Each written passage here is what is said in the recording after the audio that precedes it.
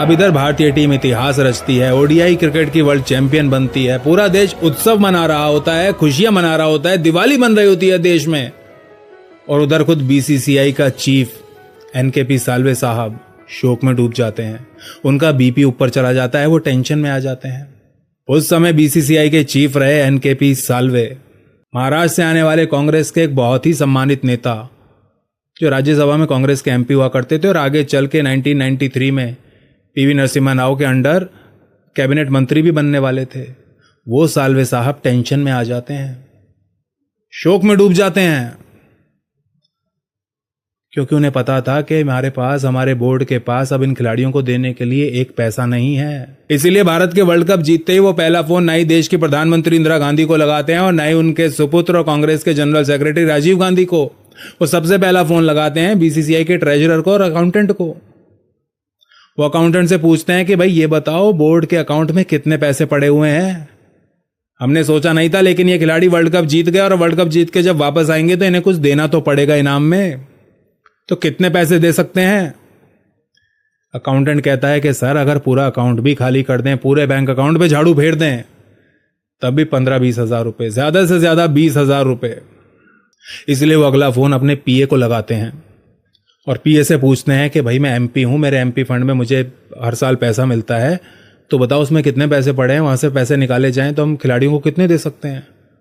उनका पीए कहता है सर 1 लाख रुपए पड़े हैं, 1 लाख से ऊपर नहीं हो पाएगा आपके फंड में। 1 लाख है, बाकी खर्च हो गए इधर उधर, ये बनवा दिया वो बनवा दिया, 1 लाख रुपए से ऊपर नहीं हो पाएगा आपके फंड में से निकालें तो बीसीसीआई के पास जो पैसे थे और इनके एमपी फंड में जो पैसे थे, वो मिलाकर भी हर खिलाड़ी के लिए इनाम की राशि 25,000 से ऊपर नहीं जा पा रही थी। 25,000 rupees per player world cup जीतने के बाद, उस समय के हिसाब से $2,500 मात्र। उनको इंदिरा गांधी से तो कोई आशा नहीं थी, क्योंकि इंदिरा गांधी ने पहले ही मना कर दिया था। उन्होंने फोन लगाया था पीएमओ को, वो इंदिरा गांधी जी से बात करना चाहते थे, लेकिन बात हो नहीं पाई थी। लेकिन इंदिरा गांधी जी के पीएमओ में आसपास जो उनके रहते थे पीएमओ में, उन्होंने साल्वे साहब से फोन पे ही साफ मना कर दिया था कि भाई पैसे नहीं है, संविधान में कोई ऐसा प्रावधान नहीं है जिसके तहत पैसे दिए जा सकें। कहां से दें पैसे? कोई कानून तो हो, कोई ऐसा कानून हो, कोई प्रावधान हो संविधान में जिसके तहत हम पैसा, ये फंड्स रिलीज कर सकें। नहीं है हमारे पास कोई ऐसा प्रावधान, तो उन्होंने साफ मना कर दिया था। लेकिन फिर भी साल्वे साहब दिल्ली जा रहे थे, क्योंकि उनको उम्मीद थी राजीव गांधी जी से। राजीव गांधी जी एक युवा नेता थे, कांग्रेस के जनरल सेक्रेटरी भी थे, और अभी पिछले साल यानी कि 1982 में हुए एशियन गेम्स में उन्हें बहुत बड़ी बड़ी जिम्मेदारियां दी गई थी। उन्होंने एशियन गेम्स को मैनेज किया था, खेलों से उनको लगाव था, तो राजीव गांधी से मिलने दिल्ली गए। लेकिन राजीव गांधी जी ने भी अपने हाथ खड़े कर दिए। उन्होंने कहा भाई जब मम्मी ने मना कर दिया तो मैं पैसे कहां से दूं? जो देश की प्रधानमंत्री मेरी मां नहीं दे पा रही, उसने मना कर दिया, तो मैं कहां से दूं पैसे? मेरे पास तो नहीं है पैसे देने के लिए, ना मेरे पास कोई ऑफिशियल पोजीशन है, मैं कोई मंत्री नहीं हूं, कुछ नहीं हूं, पैसे कहां से लाऊं? राजीव गांधी जी ने भी हाथ खड़े कर दिए। साल्वे साहब अपना समूह लेके मुंबई वापस आ गए और बहुत ज्यादा टेंशन में थे कि भाई अब खिलाड़ियों को दें तो दें क्या, पैसे लाएं तो लाएं कहां से?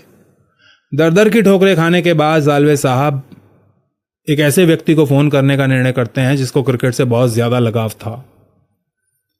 भारतीय फर्स्ट क्लास क्रिकेट की, डोमेस्टिक क्रिकेट की, भारतीय क्रिकेट एडमिनिस्ट्रेशन की एक larger than life image, Raj Singh Dungarpur. Rajasthan की प्रिंसली स्टेट डूंगरपुर में जन्मे हिज हाइनेस राज सिंह डूंगरपुर। 1955 और 71 के बीच राज सिंह डूंगरपुर ने कुल 86 फर्स्ट क्लास मैचेस खेले थे और इन मैचेस में उन्होंने 208 विकेटें ली हुई थी। साल्वे साहब जानते थे कि अब कोई मेरी मदद अगर कर सकता है इस पूरे देश में तो राज ही कर सकता है, उसके अलावा कोई नहीं कर सकता। और जैसे ही वो राज सिंह डूंगरपुर को फोन करते हैं और कहते हैं बताओ भाई राज क्या चल रहा है, सब बढ़िया? उधर से उत्तर आता है, अरे साल्वे साहब आपके ही फोन का इंतजार कर रहा था। क्या बात है, पूरी दुनिया को फोन घुमा दिया और मेरी याद नहीं आई? मैं यही सोच रहा था कि साल्वे साहब मुझे फोन क्यों नहीं कर रहे हैं। साल्वे साहब अवाक रह जाते हैं, कहते हैं राज तुम्हें तो पता ही है सब यार, फिर क्या चल रहा है, बताओ क्या करना है। डूंगरपुर उनसे पूछते हैं कि आप कितनी इनाम की राशि घोषित कर सकते हो, कितने पैसे हैं आपके पास जो आप खिलाड़ियों को दे सकते हो। साल्वे साहब कहते हैं कि भाई राज 25,000 से ऊपर नहीं जा पा रहा है आंकड़ा, तो मैं क्या घोषणा कर दूं? डूंगरपुर कहते हैं नहीं, बिल्कुल भी मत कीजिएगा, मैं कुछ करता हूं। साल्वे साहब टेंशन मत लीजिए, घोषणा मत कीजिएगा 25,000 की, मैं कुछ करता हूं, रुक जाइए अभी। दोस्तों ये वो समय था जब राज सिंह डूंगरपुर और भारत की लेजेंडरी गायिका लता मंगेशकर के बीच बहुत अच्छी दोस्ती थी। दोनों बैचलर्स थे, दोनों ने शादी नहीं की हुई थी, दोनों बैचलर्स थे और दोनों के बीच पर्सनल रिलेशनशिप थी, व्यक्तिगत रिश्ता था और काफी गहरा रिश्ता था, नजदीकी रिश्ता था। राज सिंह डूंगरपुर लता जी के पास जाते हैं और कहते हैं, लता तुम्हें तो पता ही है भारत ने वर्ल्ड कप जीता है। लता जी कहती हैं, हाँ पता है, और तुम क्रिकेट की बहुत बड़ी फैन भी हो, क्रिकेट को रेगुलरली फॉलो करती हो। लता जी कहती हैं, हाँ करती हूँ। भाई क्या हो गया, बताओ तो सही है, पहेलियां क्यों बुझा रहे हो। कहते हैं, तुम्हें पता है अब वर्ल्ड कप जीत के टीम वापस आई है और बीसीसीआई वाले कह रहे हैं कि भाई हर खिलाड़ी को 25,000 रुपए देंगे, उससे ज्यादा नहीं हमारे पास। लता मंगेशकर जी गुस्से के मारे आग बबूला हो जाती हैं। जो आराम से बैठ के अभी तक डूंगरपुर जी की बातें सुन रही थी, वो गुस्से के मारे खड़ी हो जाती हैं, चिल्लाना शुरू कर देती है, 25,000 रुपए दोगे?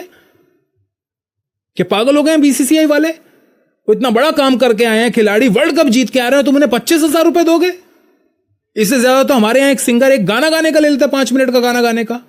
राज सिंह डूंगरपुर कहते हैं, अब तुम ही बताओ क्या करना है भाई, उनके पास तो इतने ही है। उन्होंने प्राइम मिनिस्टर से पूछा है, पीएमओ ने मना कर दिया है, राजीव गांधी जी से बात की सावले साहब ने, उन्होंने भी हाथ खड़े कर दिए कि हमारे पास तो पैसे नहीं है, तो तुम ही बताओ फिर क्या करना है, क्या इलाज है। तो राज सिंह डूंगरपुर उनसे कहते हैं, लता तुम्हारी फिल्म इंडस्ट्री में सब बहुत ज्यादा रिस्पेक्ट करते हैं, तुम्हारा सब सम्मान करते हैं, तुम्हारी बात को कोई टालेगा नहीं, एक म्यूजिक कॉन्सर्ट अगर तुम कर दो। लता मंगेशकर जी कहती हैं, डन, अब तुम टेंशन मत लो, आराम से बैठ जाओ, सब मैं कर लूंगी। लता जी तभी के तभी फोन घुमाना शुरू कर देती हैं इंडस्ट्री के दूसरे सिंगर्स को और म्यूजिशियंस को, और हर वो आदमी जिसको वो फोन करती हैं वो बिना कोई सवाल पूछे, free of charge, free of cost, बिना एक नया पैसा लिए कॉन्सर्ट करने को दिल्ली में तैयार हो जाता है। इतना ही नहीं दोस्तों, लता दीदी और कुछ म्यूजिशियंस मिलकर इस भारतीय टीम के लिए एक गाना भी कंपोज करते हैं, जिसे इस कॉन्सर्ट का ओपनिंग सॉन्ग होने वाला था, जो इस कॉन्सर्ट का। और ये सब काम करते हैं ये म्यूजिशियन, सिंगर्स और लता जी बिना पैसे के, बिना एक पैसा लिए। कॉन्सर्ट से पहले जब भारतीय टीम दिल्ली पहुंचती है तो वो इंदिरा गांधी जी, जिन्होंने पैसा देने से साफ मना कर दिया था, वो फोटो खिंचवाने के लिए मीडिया के सामने टीम को वेलकम करती हैं, सामने आ जाती हैं। और जिस दिन कॉन्सर्ट होता है तो स्टेज पे खिलाड़ी, लता जी, बीसीसीआई के कुछ ऑफिशियल्स और राजीव गांधी भी खड़े होते हैं, जिनका कोई लेना देना नहीं था, जिनके पास कोई ऑफिशियल कैपेसिटी नहीं थी, कोई ऑफिशियल पोजीशन नहीं थी, वो भी आ जाते हैं वहां पे। उस समय तो पैसा देने के समय पे कोई नहीं आता, लेकिन जब सब कुछ हो जाता है तब वो आ जाते हैं। खैर, 17 अगस्त के दिन दिल्ली में कॉन्सर्ट शुरू हो जाता है और कॉन्सर्ट का पहला ही गाना लता दीदी जो गाती हैं वो वही गाना था जिसको विशेष रूप से भारतीय टीम के लिए कंपोज किया गया था, और इसके बोल थे, भारत विश्व विजेता, भारत विश्व विजेता।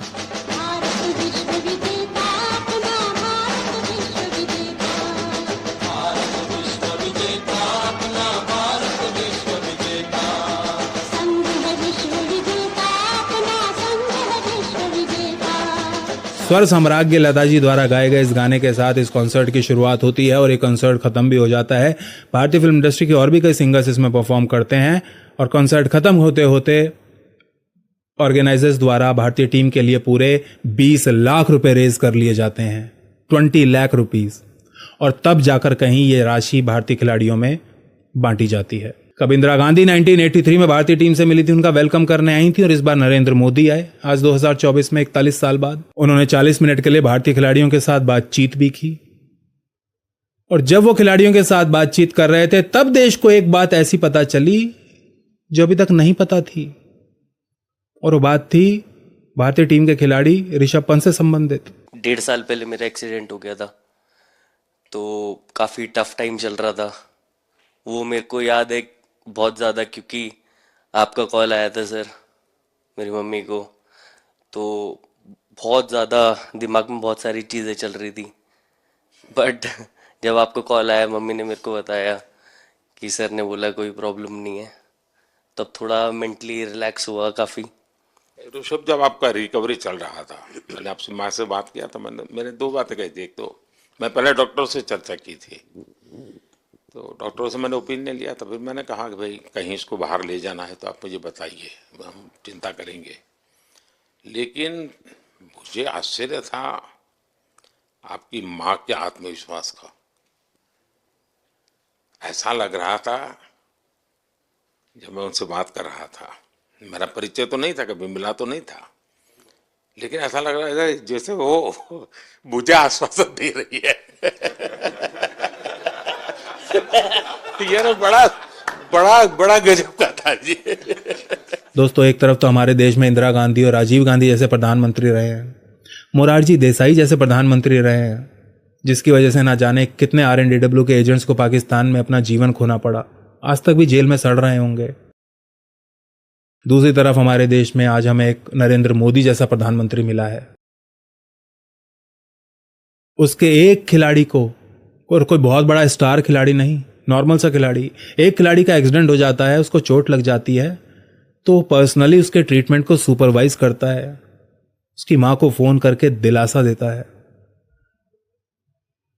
उसके 8 पूर्व नौसैनिकों को दोहा में मृत्युदंड दे दिया जाता है तो उसकी भूख प्यास मर जाती है, वो खाना छोड़ देता है।